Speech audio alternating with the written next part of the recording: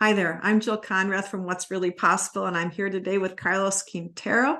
He is the leader of EKG Power. That stands for Empathy, Kindness, and Gratitude, and he's from South Carolina.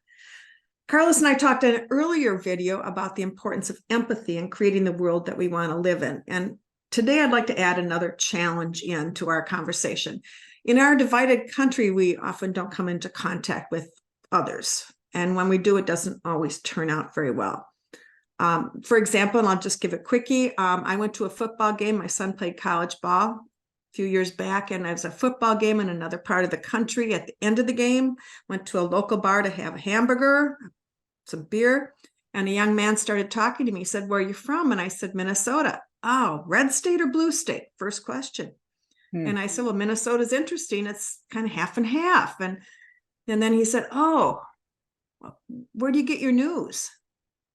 And I said, "Well, I sort of try to see multiple stations, and I have all these different apps." And when after he heard that he couldn't put me into a box, he literally turned away and never asked me another question or said anything else to me. So I believe he jumped to conclusions. Yeah, what he thought of you, or what he thought of someone coming from the state of Minnesota. Yes, but that doesn't help us come together if we jump to conclusions. I mean, if we meet somebody like that, it doesn't work. And we have a natural tendency to jump to conclusion. They're with us or they're against us. No question. I mean, we all jump to conclusions based on our experiences, our beliefs, things that we have done in the past, perceptions.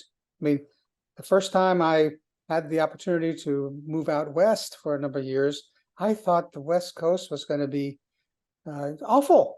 I had in my mind this mental block around what is Los Angeles and everything around there look like, and same thing happened for my first time going to New York, that I'm going to get attacked. Yes, I felt that way too. So I think we jump to conclusions based on our heritage, our point of view, how we've been raised.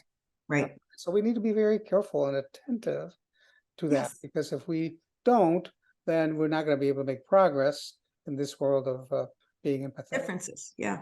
Well, both you and I come from a career in sales. And we don't talk about that much now because we're doing other things, but we frequently had to work with people we didn't know. Buyers, customers, engineers, you name executives, You name it. You name it. We were talking to everybody. And I know that one of the things that I always did before meeting with these people, I did research on the individual, and I did research on their position in terms of, what did somebody like that person care about? What were their issues and challenges? What did they do on a daily basis? How do other people think about different things? How are they solving the problems? And by thinking about that ahead of time, it gave me some grounding in terms of how to have a good conversation with this person to see if what I was selling would actually be a good fit and would make sense for them. When I was originally going after larger companies, public companies, and the 10K report, which is available, was powerful. Powerful. It told you the history, the context, the perspective, and out of that, you picked up, some phrases, some issues, some dynamics, and you would say to the customer, Ms. Konrath, I read in your 10K report that. The person says, "Holy smokes, you've done some homework."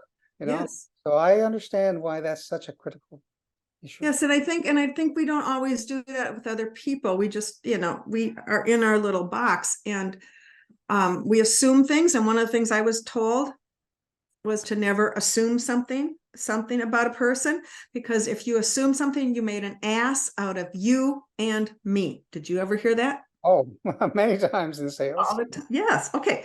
So I don't think we do that enough in our regular society, just in terms of talking. We don't set ourselves in other people's shoes. And so, little thought experiment here. Can we do one? Sure. Okay. Immigration is a huge issue in the country. It is. Big issue.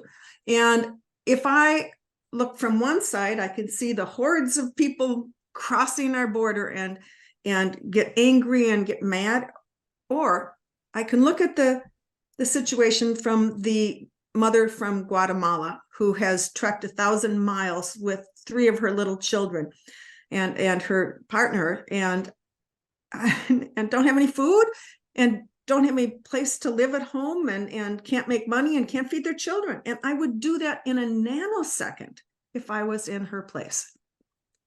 Yep, no question. Right? Well, again, survival is the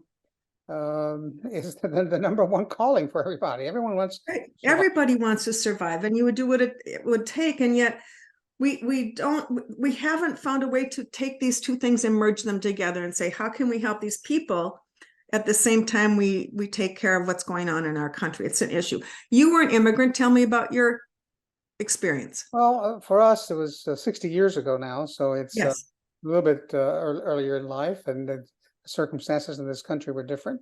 But the argument is that communism took over Cuba, where I immigrated from, and all of a sudden, everyone's freedoms were gone, and people were getting, have had members of my family be put in jail until they ultimately died in jail. So the truth is that immigration is real, and the country has always been, North America and particularly the United States has always been a beacon, right.